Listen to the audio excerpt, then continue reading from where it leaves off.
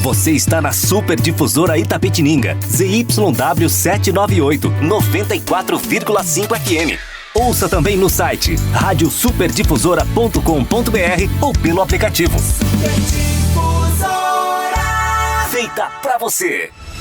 Está no ar pela Super Difusora, Jornal do Meio-Dia. Jornal do Meio-Dia. Mais de 50 anos de credibilidade na notícia. Tudo o que acontece na cidade. Na região. No Brasil e no mundo. Jornal do Meio-Dia. E ainda, as notícias do esporte você ouve aqui na Super Difusora. Jornal do Meio-Dia. A notícia em primeira mão para Itapetininga e região. Super Difusora.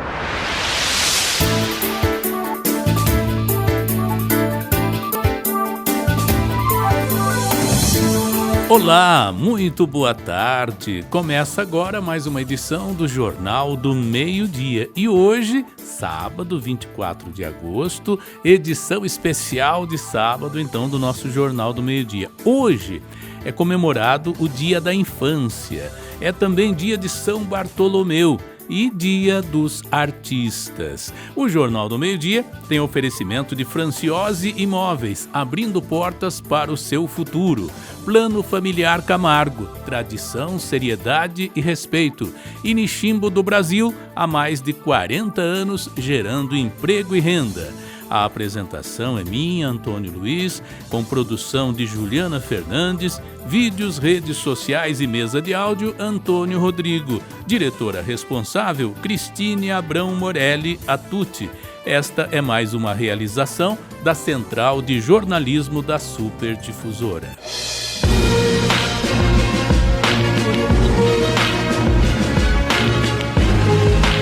E nós renovamos aqui nosso boa tarde a você, ao senhor, à senhora que nos acompanham, porque está entrando no ar mais uma edição do Jornal do Meio-Dia, especial de sábado. E nós estamos vivendo aí o mês de agosto, período dedicado a celebrar e preservar as ricas tradições do folclore brasileiro.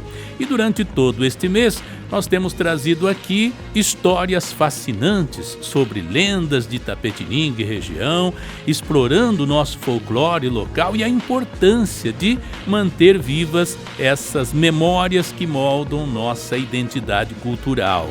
E no episódio de hoje, nós vamos mergulhar em lendas e histórias que têm sido passadas de geração em geração, mantendo viva a magia e o mistério que envolve nossa cidade e região.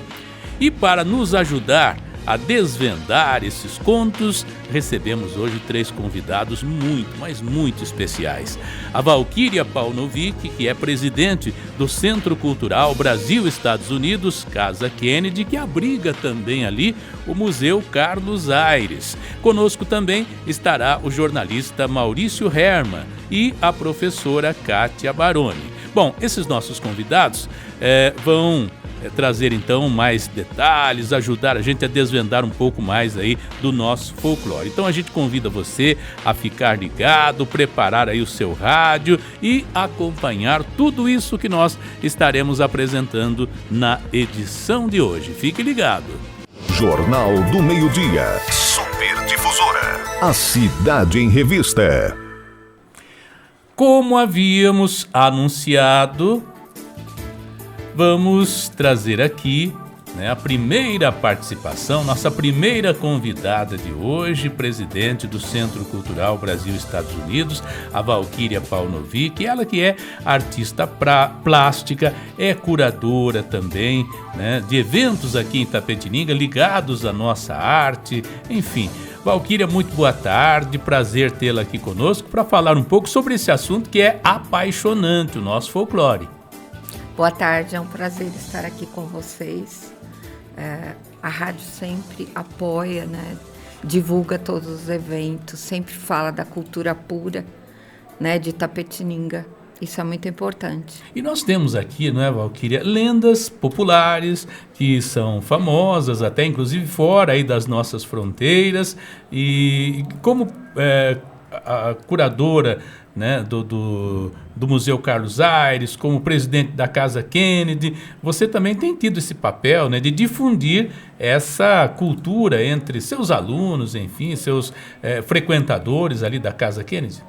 Sim, o nosso foco na Casa Kennedy é divulgar a cultura local, os artistas locais, né? Tanto na área de teatro, nós temos o diretor de teatro da Casa Kennedy, que é o Fábio Jurera, e ele fez várias peças falando sobre esse assunto, né? O Lobisomem do Bairro da Várzea, o Raimundão. Foram feitas peças de teatros em escolas que foram idealizadas no Centro Cultural. Foram apresentadas lá também, no Salão Marga Blois. Então, o nosso foco é divulgar Clube da Viola, os violeiros da região, né? Temos o Beni Martins também, que tem o Clube da Viola todo último sábado do mês, que divulga a viola raiz. Temos artistas plásticos, que a gente faz exposições, Café com Livros, onde a gente convida os escritores, porque lá dentro funciona a Academia Itapetininga de Letras, com vários autores que registram também os costumes da cidade, né? O cotidiano da cidade, a história de Itapetininga, né? E o Museu Carlos Aires, ele também contribui, porque nós temos em nosso acervo artistas de Itapetininga e do Brasil, como Maria Prestes, que registrou a arquitetura de Itapetininga, tem igreja lá a Igreja das Estrelas anterior, pintado por Maria Prestes, o Antônio Arthur, o Bico de Pena, que registrou toda a arquitetura da cidade. Então, tem muito da história da cidade, né, lá na Casa Kennedy. E a gente procura valorizar quando vem as escolas, mostrando a vitrine de escritores da cidade, né, porque aqui é um polo de música. Sim. Né? A gente sabe, a Kátia Baroni, ela fez um show sábado passado na Casa Kennedy, cantando com Beni Martins, música raiz, regional. Então, todos os eventos que acontecem na Casa Kennedy passam, os projetos que eu desenvolvo, eles têm o foco da regionalidade, não de artista de fora, valorização do artista local e a valorização da cultura local da cidade. Porque eu acho que é muito importante para que as pessoas não percam a identidade, a sua identidade, não é? Porque hoje a mídia, ela lança tantas coisas, joga tanta coisa na televisão, que as crianças crescem, às vezes não sabem nem o nome do prédio que elas estudam.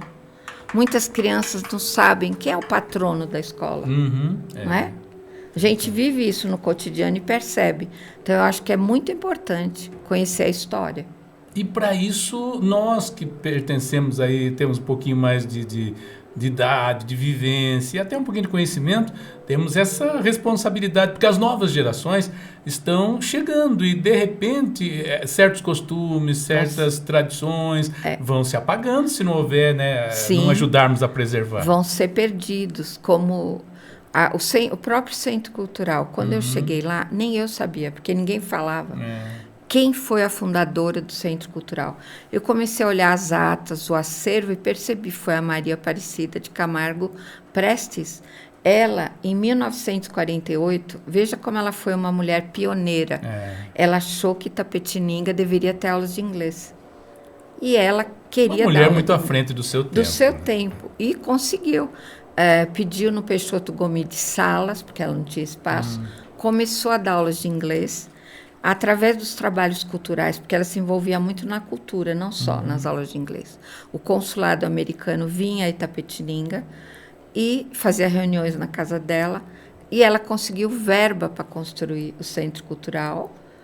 A prefeitura doou o terreno. Você veja, uma mulher com uma visão em 1948, ela foi uma mulher, e ninguém falava dessa mulher. E eu escrevo para 3 jornais. Aí eu comecei a escrever a história dela. Eu falei, nossa, as pessoas não sabem a história dela. Nem as pessoas daqui sabiam. Como muitas pessoas não sabem, por exemplo, família Gomide. Regina Graz Gomide é uma artista, ela e o irmão, Eles nasceram em Itapetininga, estudaram, depois foram embora para a Suíça, voltaram para o Brasil. A Regina Graz Gomide implantou a tapeçaria indígena no Brasil. O Antônio Gomide tem livros registrando o trabalho dele de cubismo. Foi um grande artista. Sabe como eles foram homenageados? No MAN de São Paulo, ano passado. E agora eu te pergunto, pessoas de Itapetininga nem sabem quem é Antônio Gomide e Regina Graz. Nasceram aqui. Levantei a biografia, falo em colunas, coloquei na Casa Kennedy, porque eu acho importante as pessoas conhecerem a história. É a valorização, porque observando Itapetininga, a gente vê que ela é um polo na literatura, na música, na arte, na dança, no teatro. Então, você vê quanto talento que tem aqui que deve ser valorizado. E, às vezes, vem talentos de fora fazendo... Eu acho que tem que valorizar o artista local para ele crescer. Perfeito, não claro. Investir nesse pessoal que nos representa. Que está aqui o ano todo fazendo cultura. Nós tivemos aqui uma figura conhecidíssima, que foi o Edson Abreu, né? Edson de Abreu, lá do Monte Santo, que era um poeta bastante idoso. Mas nós tivemos também, num passado um tanto quanto mais remoto, a figura de Inho Bentico. Bentico, gente que fez, construiu essa trajetória. Sim. Né? O Beni Martins, inclusive, todos os programas dele, do Clube da Viola lá na Casa Kennedy, ele lê um poema do Inho Bentico. Para que as pessoas conheçam a beleza, né, dos poemas dele. Perfeito. Agora, essas novas gerações, as crianças, os jovens, adolescentes, como é que você percebe, você que tem esse trabalho também lá, que recebe alunos de escolas públicas e tudo mais, há por parte deles um interesse? O que nós podemos fazer para colocar na cabecinha deles que é importante a valorização daquilo que é nosso? Olha, eu percebo assim, na vida, você só pode conhecer e gostar de alguma coisa se você for apresentado a ela, não é? Certo. E eu percebo assim, quando eles são apresentados assim ao centro cultural, que eles vão fazer visita, as escolas levam, eles ficam encantados, porque no centro cultural, o nosso acervo tem todas as técnicas de artes, desde uma estilogravura, uma escultura, um mosaico. Nós temos ali o mosaicista Serafino Faro, que implantou o mosaicismo no Brasil. Tem obras em Portugal, Espanha, Japão. As pessoas vão para fora e não percebem que aquele museu tem artistas que estão nos outros museus lá fora na Europa. E o que acontece? Quando essa criança é apresentada, é interessante porque ela tira fotos, elas observam, não que elas vão gostar de tudo, mas sempre tem um quadro que desperta o interesse delas, elas me perguntam qual é a técnica desta tela. Então, a gente procura apresentar para elas essa cultura da arte, porque elas possam... Agora, se uma criança não ouvir boas músicas, não ver, por exemplo, não visitar um museu, não ler bons livros, que cultura ela vai ter? Então, cabe ao poder público, centros culturais, à mídia, apresentar coisas boas. Boa literatura, não é? Uma exposição boa de artes. Para a criança, a arte é uma ferramenta, o desenho, você vê, ele entra na arquitetura, ele entra na moda, ele entra no marketing, ele entra em tudo. Às vezes a pessoa faz... Eu, por exemplo... A arte foi uma ferramenta, a minha vida, que me levou nos maiores museus da Europa. E como é que a arte entrou na sua vida? Desde pequena, eu fui uma menina muito simples. E eu tinha vontade de pintar, só que eu não tinha condição de fazer cursos. Eu não tinha biblioteca. Eu fui uma menina eu morava em São Paulo, numa área rural. Eu ia para a escola numa rua de terra. E a escola onde eu ia era muito simples, não tinha biblioteca, nada. Talvez por isso que eu tenho essa necessidade, montei biblioteca para as crianças. Parece que eu não tive e eu acho importante que elas tenham. E quando eu comecei a descobrir em outras escolas, depois que eu mudei daquele lugar, eu vi a importância da cultura na minha vida. Eu nunca tinha visto um piano, alguém tocando um piano. Então, eu acho que tudo isso influencia para você buscar arte. E eu pegava as tintas do meu pai de porta e pintava na madeira, porque era o que eu tinha. Até o Jorge guarda uns quadros lá, feios meus, de quando eu era pequena. O começo é maravilhoso. Depois eu fui crescendo, estudando, trabalhando. Aí comecei a estudar cursos técnicos, cursos de restauração em São Paulo. Mesmo casada com meus filhos, eu sempre fui fazendo cursos e trabalhando. E fui me especializando em restauração, artes plásticas, curadoria, cenografia também. Eu ganhei prêmio como cenógrafo. Certo. E tudo isso foi me levando a mexer com a cultura. E com o passar dos anos, eu viajei, algumas viagens que eu fiz foi através do meu trabalho, eu e o Jorge, porque ele também me ajuda. Nós fomos para a Europa, fomos para vários países. E nesses países eu tive a oportunidade de ver como a arte é importante para as pessoas, a preservação da arte, né? Aí eu vejo que aqui no Brasil é deixado um pouco de lado e é fundamental, porque uma criança socializada, ela não vai usar droga, não vai pichar a escultura da praça, ela vai ter ética no trânsito, ela vai ter disciplina. Porque a gente vê as crianças do Guri lá, tem aula de percussão, violão e coral. São 140 crianças. Elas têm um nível cultural, você conversa com elas, diferente. Porque, além da escola, elas estão estudando música. Estudam música brasileira. Que bom, que bom. Porque hoje, infelizmente, parte da mídia, e a gente aí, né, a gente mais na televisão, o que dá audiência? É o programa policial que mostra crimes ao vivo ali, né? Programas de fofoca, barracos, nudez.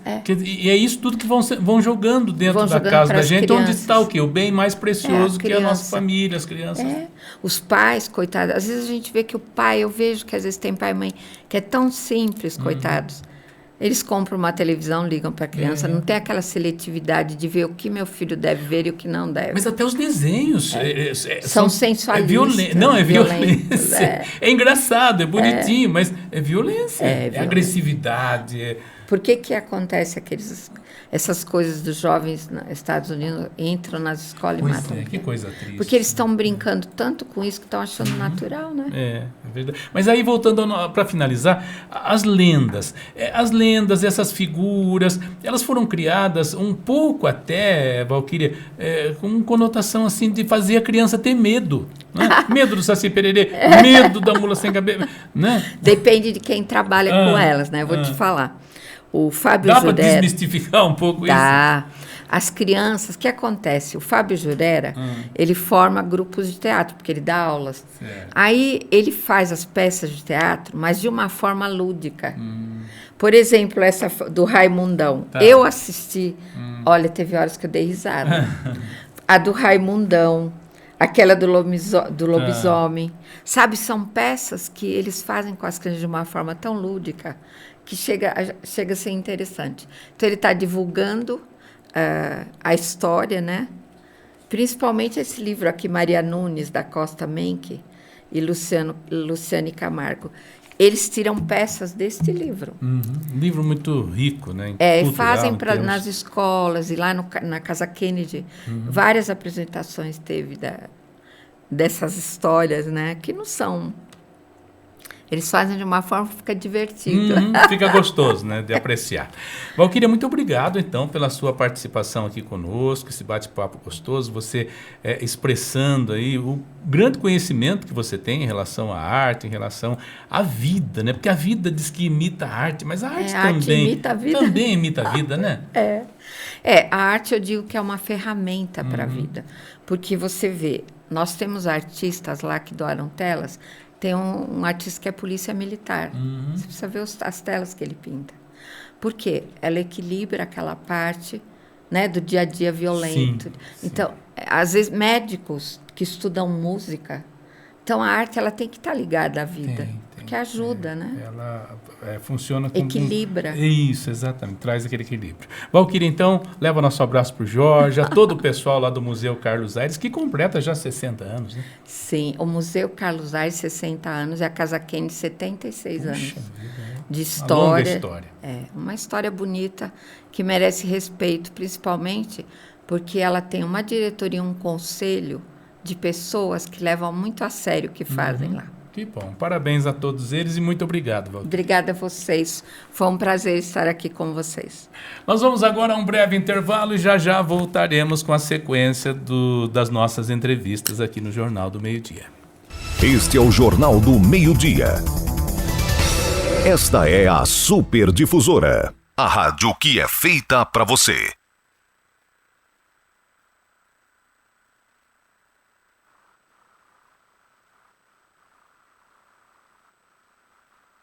Este é o Jornal do Meio-Dia. Esta é a Super Difusora, a rádio que é feita para você. Jornal do Meio-Dia. Super Difusora. A cidade em revista. Estamos de volta com o nosso Jornal do Meio-Dia, edição especial de sábado. E vamos dar sequência agora às nossas entrevistas, porque já está em nossos estúdios a professora de canto Kátia Baroni, ela que é também regente do Coral Municipal. Além de regente, ela é cantora, é compositora, é uma pessoa totalmente antenada com a nossa arte, com a nossa cultura e, claro, com a nossa cidade de Itapetininga, não é? Muito boa tarde, Kátia. Boa tarde, é um prazer estar aqui falando com o seu público, é sempre bom. Sempre bom receber aqui, né, pessoas queridas, pessoas que contribuem para a divulgação aí da nossa cultura. Agora, Kátia, como que o ensino da história, da cultura local pode contribuir para a preservação das lendas folclóricas de Itapetininga? É muito importante, né, no ensino regular que os professores levem um olhar para a nossa cultura, para a cultura local. Porque não adianta a gente conhecer a cultura lá de outro país, de outros países, sendo que a gente não conhece o nosso entorno, sim, a nossa localidade. Eu sempre falo isso para os meus alunos, né? Conheçam primeiro o que vocês têm próximo a vocês, as manifestações culturais do nosso entorno. Agora, quais métodos ou atividades que você utiliza em sala de aula para ensinar sobre lendas, sobre o folclore, sobre outras manifestações? A primeira coisa, eu falo para os meus alunos, né, para as crianças e para os adultos também, para eles conhecerem, perguntarem para os avós, para os tios, para os padrinhos, para os vizinhos, o que existe na localidade, na vila dele, no bairro, ou na cidade, ou no entorno, o que existe de manifestação cultural. E assim, escarafunchando um pouco, sempre eles trazem algumas respostas. Outro dia, a gente entrevistou aqui o Beni Martins e também o Bob Vieira. E o que eles destacaram? Que nós tivemos aqui, e hoje isso está quase que acabando, né? Que é o nosso cururu, aquela canção feita na hora, elaborada ali de forma tão inteligente, assim, disputando com o outro, quer dizer... O que é necessário para a gente preservar tradições como a catira, enfim, a congada, que tinha muitas outras manifestações, bugrada, né? Bugrada, sim. Muitas manifestações. Ainda existe, ainda em poucas localidades, em bairros, em distritos distantes aqui. Por exemplo, Dança de São Gonçalo. Todos os anos eu frequento. É mesmo? É. Legal. Porém, isso aí tem que ser fomentado, né, pelos órgãos públicos ou mesmo pelas escolas, pelos educadores, de alguma forma, para que isso não pereça. Assim, o cururu aqui era muito forte e atualmente a gente não conhece. Eu não conheço mais os cururueiros, né, como o Morenão, que foi uma... Sim. Personalidade, assim. E, assim, os jovens, hoje, eles conhecem, por exemplo, o rap, que é uma coisa legal também. É muito legal, só que não é... A origem não é nossa, do nosso local, né? Então, acho que deveria se fomentar mais a nossa cultura. E isso eu faço com o espetáculo que eu apresentei aí no último dia 17 de agosto, na Casa Kennedy, que foi o Barulho no Terreiro. Olha. o que foi o espetáculo? São músicas autorais, a maioria, inspiradas nessa cultura local. Então, a gente entrevistou há pouco a presidente do Centro Cultural, né, Valquíria Paunovic, e ela falava da sua apresentação, do show que você fez lá. Você podia falar um pouquinho como é que foi, então? Então, exatamente, o barulho no terreiro, né? O terreiro é a frente das casas, Certo. onde Isso, secava... é assim que a gente chamava lá no sítio. Não é isso?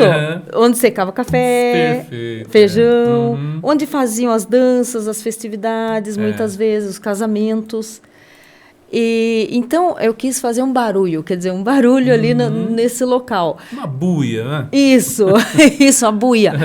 E aí, inspirada nessas manifestações que a gente tem, catira, fandango, dança de São Gonçalo, cururu e batuque de umbigada aqui na região, eu fiz esse projeto autoral, Certo.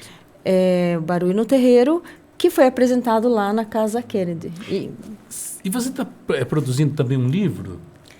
Também, na verdade, 2 livros. 2? Que foram... Eu já tenho 4 livros editados e agora eu estou terminando mais 2, que foram contemplados pelas leis de incentivo à cultura. Um é poesia para crianças e outros são contos. Puxa. Contos também inspirados nas histórias do nosso local, da nossa região. É conversar com uma pessoa simples, conversar de repente com o homem do campo, com os mais velhos. A gente acaba aprendendo muito, né? Eu até sinto que meus tios, pais foram embora, né? Mas para contar como é que era no tempo deles, né? A cultura no tempo deles, porque mudou muito, e as novas gerações, se a gente não ficar de olho bem aberto, né, vai ser influenciada por tantas outras tendências, né? Exatamente o que você está falando. Exatamente essa importância da gente conservar a nossa cultura, porque a gente só tem um rosto, uma identidade, se a gente se conhece. E se conhecer é conhecer o que a gente tem de manifestação cultural no nosso entorno. Primeiro na nossa família, no nosso bairro, no nosso distrito, na nossa cidade, na nossa região e no nosso país. Para depois conhecer culturas estrangeiras, que né? É bom também, mas priorizar o que é nosso, né? Em primeiro lugar, Em primeiro lugar. Por exemplo, eu estou fazendo agora um curso com a Marluí Miranda, que é uma cantora maravilhosa, que uma estudiosa da cultura indígena. E eu desconhecia muita coisa que eu tenho aprendido dos povos originários. Quer dizer, a gente desconhece quem somos. E a gente só pode realizar alguma coisa na vida sabendo, primeiramente, quem somos, de onde viemos e o que nos pertence. A nossa identidade cultural. Mas, Kátia, o mundo moderno, as civilizações modernas, nós achamos que civilizados somos só nós que vivemos nos centros urbanos. E como se o indígena, como se o povo que vive lá na maloca, lá na toca, sei lá, na oca, na taba, como se eles não fossem... mas eles têm a cultura deles que também é riquíssima. Muito pelo contrário, né? Eles são mais desenvolvidos e civilizados do que verdade. Essa cultura de massa pasteurizada, que a gente engole tudo que vem de fora e não conhece quem somos, né? E só podemos ter força, ter desenvolvimento real quando a gente se conhece. Aquilo que você falou, meus pais, meus avós, sabe, o terreiro, aquelas coisas que tinha e ainda tem. Em alguns lugares ainda tem. Ainda tem, por sorte, né? Então é só assim que a gente se fortalece, se desenvolve e se torna civilizado, pois essa civilização, entre aspas, a gente não pode nem chamar de civilização, pois está acabando com o nosso planeta, né? Agora, nessa sua experiência, nessa sua vivência aí com a arte, a gente já falou até dos desafios que a gente tem, né? O papel que a gente tem hoje, e você principalmente como educadora, mas particularmente, o que os alunos mais gostam? Olha, quando eu apresento para os alunos esse tipo de manifestação, Eu apresento músicas indígenas para eles, de outros povos, para eles conhecerem e terem ciência de que existem outras línguas no nosso país. Eu creio que são cerca de 300 línguas, né, que a gente desconhece, são idiomas que existem aqui. Mas basta você pegar, por exemplo, o habitante lá do Nordeste e o habitante do Sul, há uma diferença nas palavras, o significado. Quer dizer, o Brasil é um país muito grande, né? Então aqui, como a gente teve essa origem, somos todos descendentes aí, ou pelo menos grande parte de nós, dos indígenas, quer dizer, é uma cultura maravilhosa, né? Que precisa ser trabalhada, né? Exatamente, precisa primeiramente ser conhecida. Então eu sempre apresento isso para os meus alunos, brincadeiras típicas, aquelas brincadeiras antigas, músicas antigas e músicas também autorais que eu faço baseadas e inspiradas nessa tradição. Então eu tenho uma música que chama Tamanduá. Então essa música Tamanduá, ela fala de muitos animais. Aí eu pergunto para eles, vocês conhecem esse animal? A maioria desconhece. Aí eu mostro para eles no celular, para eles conhecerem os nossos animais. Não tem elefante aqui, não tem leão. A gente tem tamanduá, tem outros bichos, né? Jacu, tem um monte de coisa, mas não existe leão e nem tigre, né? Que eles estão acostumados. É verdade. Agora, infelizmente, a gente não tem uma estrutura para você apresentar aqui. A gente não tem instrumento, nada. Mas tem como dar uma palhinha sobre a música, essa música que você apresenta para os alunos? Dessa do tamanduá, Se você for tímida, do tamanduá. Se você for tímida como eu você vai ficar vermelha, vai ter dificuldade. Mas eu sei que você é descontraída. Eu vou fazer um pedaço só. Tá bom. Porque essa música, ela tem um pouco de percussão corporal e movimentação em roda. Certo. Né? Então é mais ou menos assim, ó. Tamanduá foi cutucar, o cupinzeiro encontrou maracajá. Tamanduá foi cutucar, o cupinzeiro encontrou maracajá. Pula pra lá, pula pra cá, corre ligeiro pro gato não te pegar. Pula pra lá, pula pra cá, corre ligeiro pro gato não te pegar. Parabéns, e assim vai. Que linda! Olha, merece aplausos mesmo. Ô, Kátia, que bom ouvir aí a sua experiência, seu conhecimento, falando sobre o nosso folclore, nossas manifestações culturais, os desafios que todos temos, né, em preservar essas coisas. Não é ser saudosista, não. Eu entrevistei há pouco tempo o Ivan Barsante sobre carnaval. Quer dizer, não é que a gente é saudosista, mas tem coisa que precisa ser pelo menos lembrada, valorizada, né? Mostrada para as futuras gerações. Coisas boas que nós tivemos aí num passado não muito distante, ou distante também, mas que hoje, daqui a 30 anos, será esquecida, né? Exatamente, o carnaval também, o carnaval de antigamente era uma festa do povo, né? Então, que não existe mais, agora as músicas são ruins. Você acha que Quer dizer, não é carnaval mais, né? Você acha que os meios eletrônicos roubaram um pouco dessa pureza? Eu acho que é a cultura de massa que roubou, né? Essa coisa de as mídias, né, ficam insuflando, colocando outras manifestações culturais que não são as nossas. E aí a gente vai se perdendo, né? As músicas, então, passa na TV aqueles programas, né, de música, outro tipo de música que não é a brasileira. Né? Tá cantado em português, mas não é a música brasileira. A música brasileira é riquíssima. Muito. Então, acho que não tem nada de saudosismo isso aí. A gente tem, sim, que conhecer a nossa cultura, a nossa arte, a nossa tradição. Agora, Kátia, para finalizarmos, eu queria que você deixasse aí uma mensagem. Que conselho você daria aos professores, aos pais, enfim, pessoas que querem começar a ensinar sobre folclore, sobre lendas locais?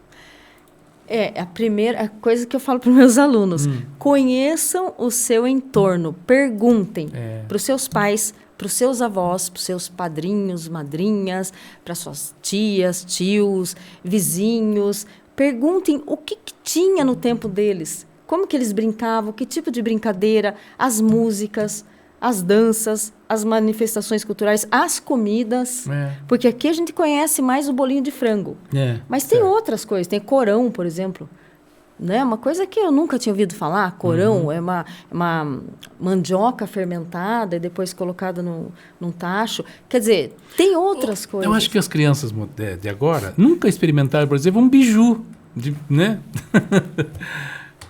Aquele biju... Tinha do fubá ali, de fazer a farinha. Quer dizer, a minha mãe fazia no forno, assim, aqueles tachos, né? E eu adorava comer o biju. O biju de mandioca de mesmo? De mandioca, de milho também, Então, olha que a farinha de milho, tão nossa, né? Então, é isso que eu acho que é um recado para as pessoas, não só as crianças, mas para os pais, educadores, para procurarem as manifestações, né? Irem perguntando, vai na biblioteca. A gente tem o Bentico, tem Ted Vieira, mas não só isso. Eles são os mais conhecidos, mas tem outras manifestações. Tem aí o cururueiro Morenão, por exemplo, que é uma celebridade para se conhecer, né? Os que dançavam catira, fandango, Zé Neves. Então tem que procurar. Tem. E nós não podemos deixar morrer, né? Não. Deixar cair no esquecimento isso tudo. Kátia, muito obrigado, então, pela sua participação aqui. Parabéns pela música, sucesso aí nesse livro que está sendo produzido, né? E quando ficar pronto, você volta aqui para mostrar para a gente, tá? Volto, sim. Obrigado mesmo pela participação. Nossa, eu que agradeço o convite, agradeço muito e convido também a todas e todos para me seguirem nas redes sociais, né? @Kátia Baroni Oficial no Instagram e Kátia Baroni no YouTube, onde eu coloco aulas, coloco minhas músicas, coloco bastante coisa. Depois você deixa pra gente aqui anotado, porque já a memória aqui do velhinho não guarda, né? Mas vamos repetir, então. No Instagram No Instagram, @Kátia Baroni, com K, né? Kátia Baroni Oficial, tudo junto. Tá. E no YouTube, Kátia Baroni. Muito bem, tá aí registrado, então. Tudo de bom para você. Igualmente, agradeço. Obrigado. Vamos ao intervalo e já voltaremos com a sequência, então, com o último bloco de entrevistas do Jornal do Meio-Dia Especial de sábado. Este é o Jornal do Meio-Dia. Esta é a Super Difusora, a rádio que é feita para você.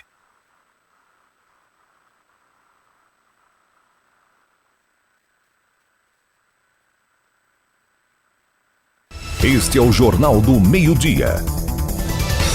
Esta é a Super Difusora, a rádio que é feita para você. Jornal do Meio-Dia. Super Difusora. A cidade em revista. De volta com o Jornal do Meio-Dia, edição especial de sábado, recebendo agora o nosso querido amigo, jornalista, documentarista, o Maurício Hermann, que é muito conhecido aqui em Itapetininga, estudioso das nossas coisas, e hoje veio para compartilhar conosco um pouquinho sobre nossas lendas, costumes, tradições e tudo mais. Boa tarde, Maurício, prazer tê-lo conosco. Boa tarde, Antônio Luiz. É um prazer estar aqui com vocês, né, amigos da Super Difusora. É um prazer toda vez voltar aqui e bater um papo com você, que é ícone do rádio aqui na nossa cidade. A gente tenta fazer o trabalho, às vezes sério, às vezes um pouquinho mais descontraído, mas o maior prazer que eu tenho no rádio é justamente momentos como esse, de receber amigos, poder conversar, assim, até informalmente, embora o jornal seja um programa, né, que exige mais seriedade, mas o assunto é muito sério, embora pareça que a gente leva até muitas vezes para o lado da brincadeira, mas é sério. Questão do folclore, que nós estamos aí praticamente fechando esse mês de agosto. Como jornalista, qual a sua percepção sobre a importância de se contar, de se preservar as lendas de Itapetininga? Antônio Luiz, eu tenho 40 anos, né? E eu me recordo muito bem da minha avó, Dona Berenice, e o meu avô, Seu Benedito. Eu ainda criança, eles contando várias histórias para mim de folclore, né? O folclore, esse gênero, ele tá ligado à transmissão oral, né?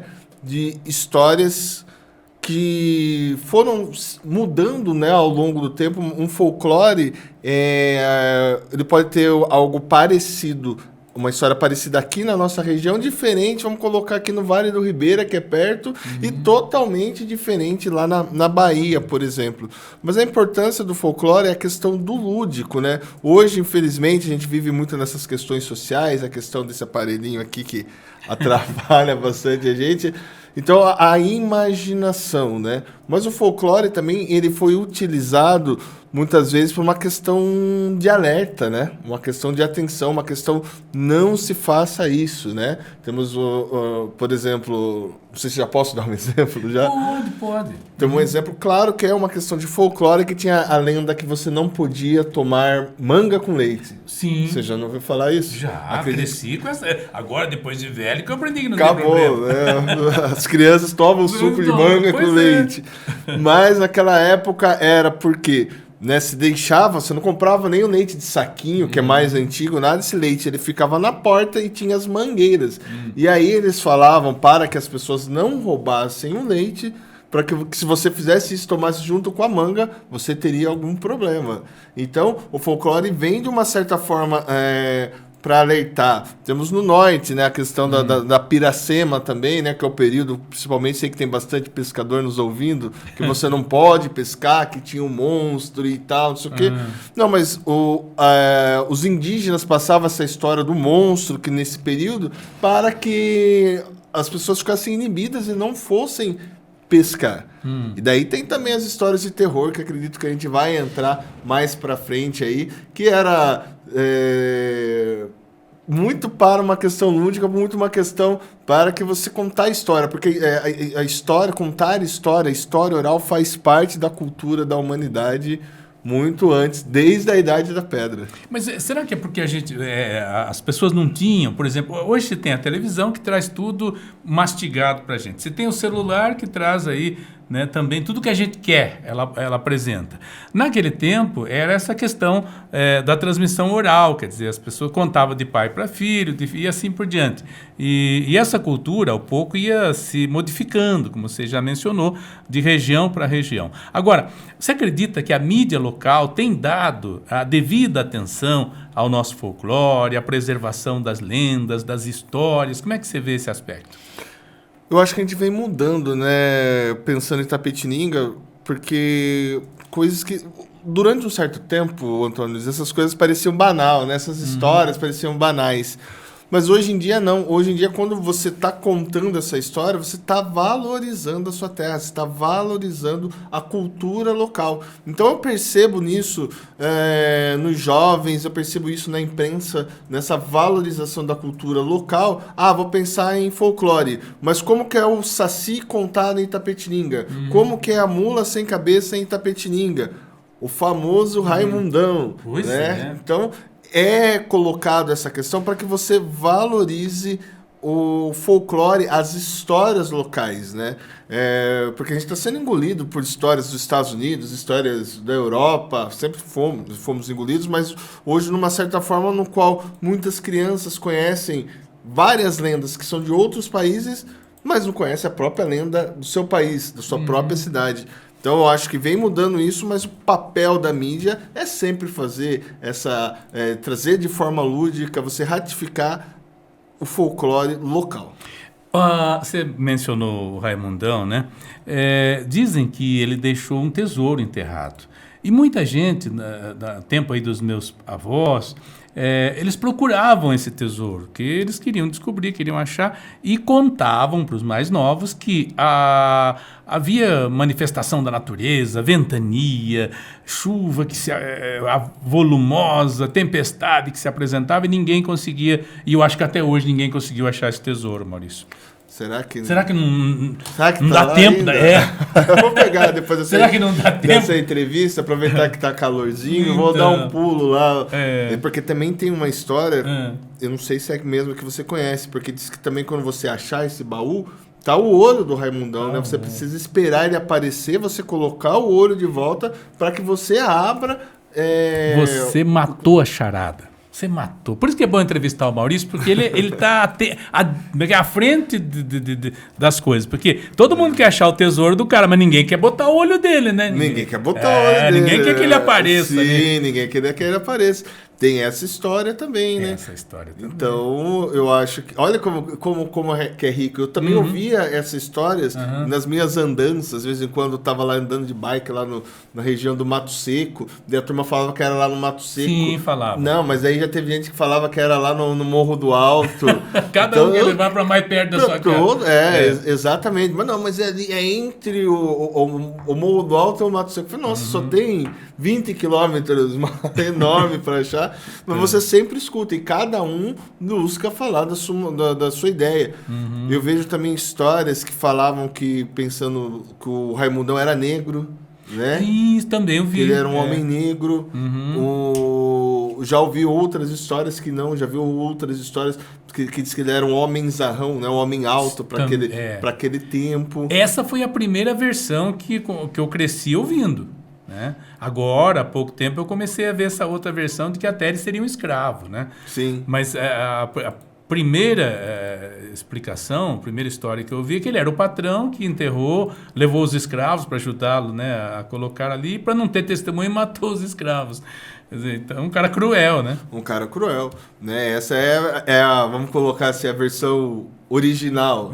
Aí depois tem as versões gourmet, né? Pois que já trazem uma outra história, que ele era um escravo, né? Também, e que foi o contrário. Que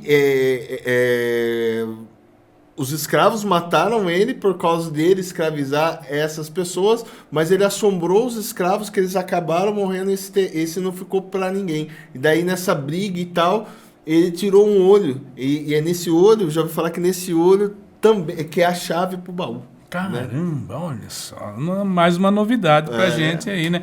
Agora, em sua opinião, você que é documentarista, tem feito um trabalho aí na região, inclusive, qual o papel do jornalismo na preservação e disseminação das coisas culturais, do nosso folclore, nossas lendas, enfim?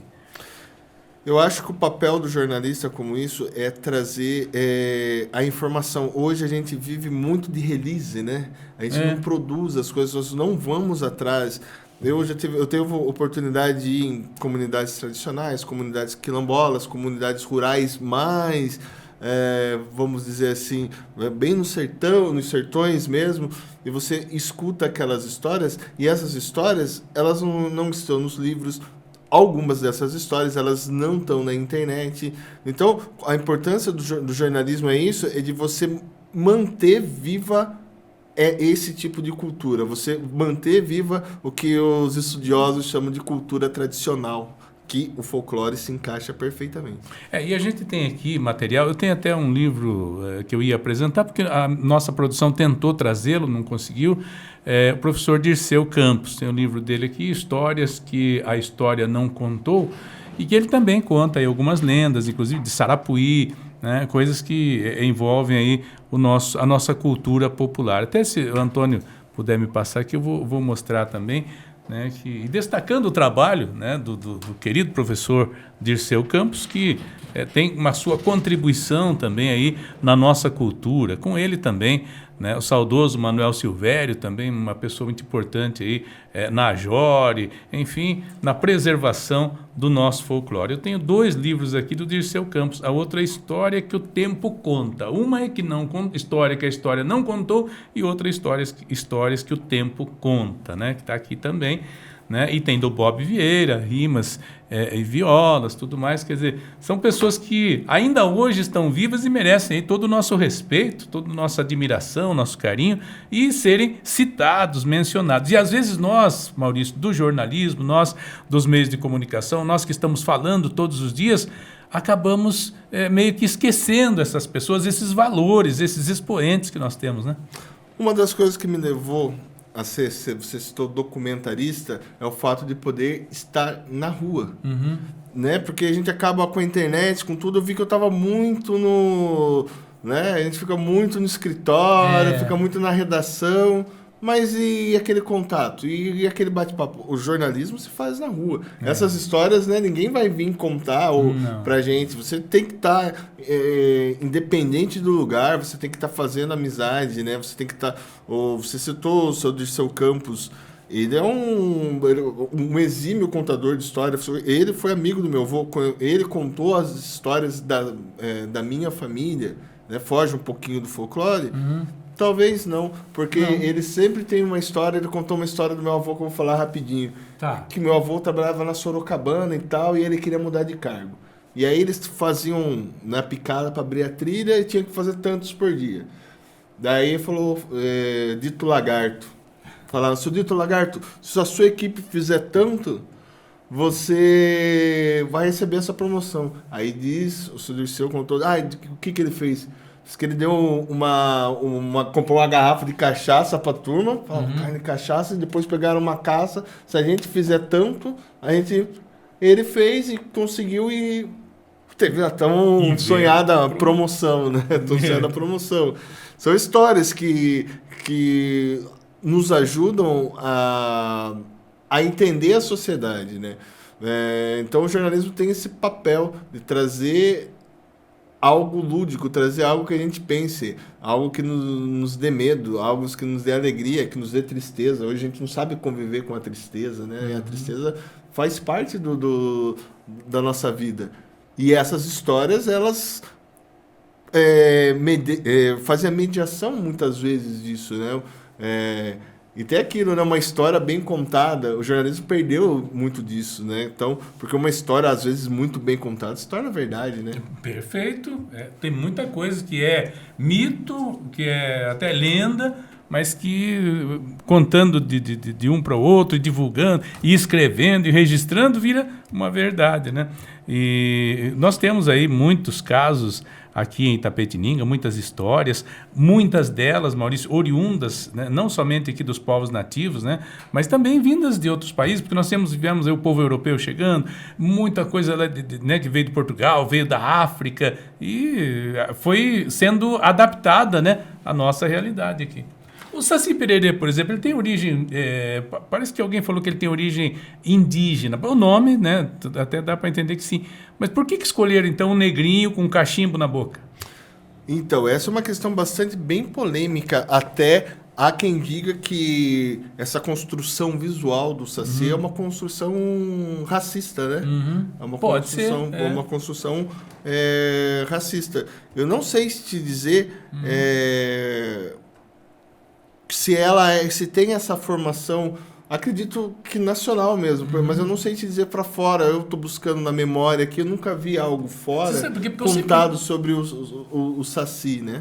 Porque eu sempre imaginei que ele tinha origem nos povos, justamente nos povos que vieram, né, da África, vieram para cá, por isso escolheram a cor da pele e tal.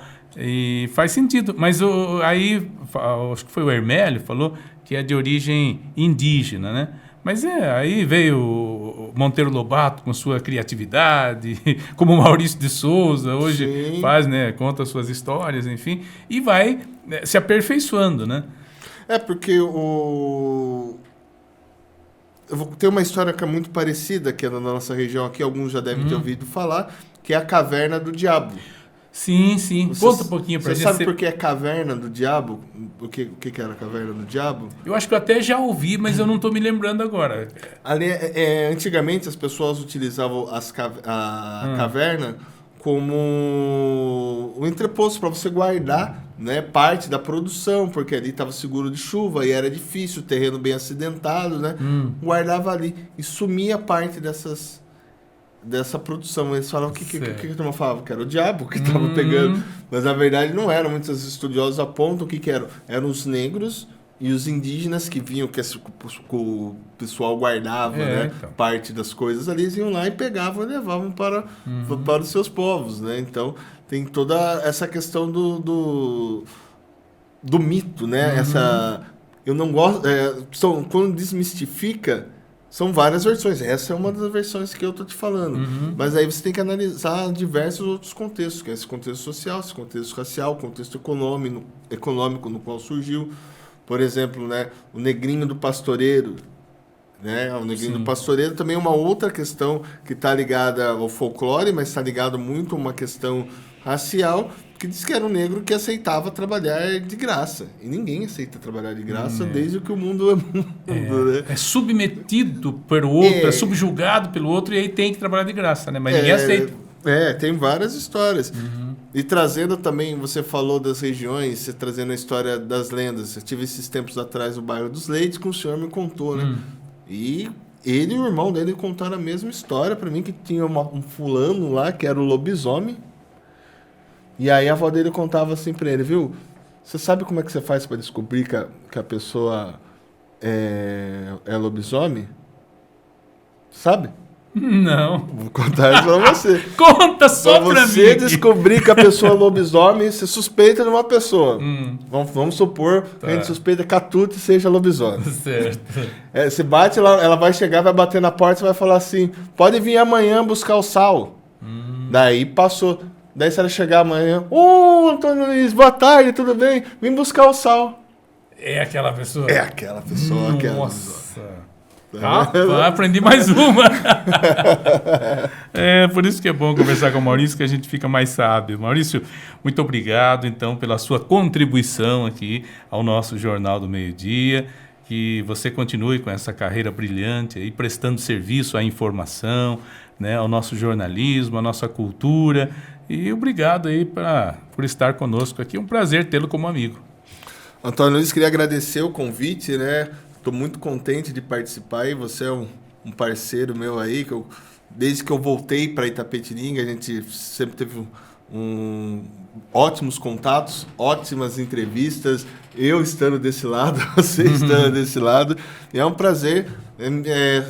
Se me chamar, só chamar que eu venho. Obrigado. E se você for ao banheiro ali, encontrar aquela loira vestida de branco, você grita lá que a gente vai socorrê-la, tá bom? Exatamente. Olha o sal, gente. Olha o sal, Obrigado, Maurício. Obrigado, eu que agradeço. Boa tarde a todos e a todas. Muito boa tarde, então. Bom, chegamos ao final de mais uma edição do Jornal do Meio-Dia, edição especial de sábado. Hoje tivemos a honra aí de ouvir mais histórias, aprender um pouco mais sobre lendas de Itapetininga e região. Presença inicialmente da Valquíria Paunovic, né?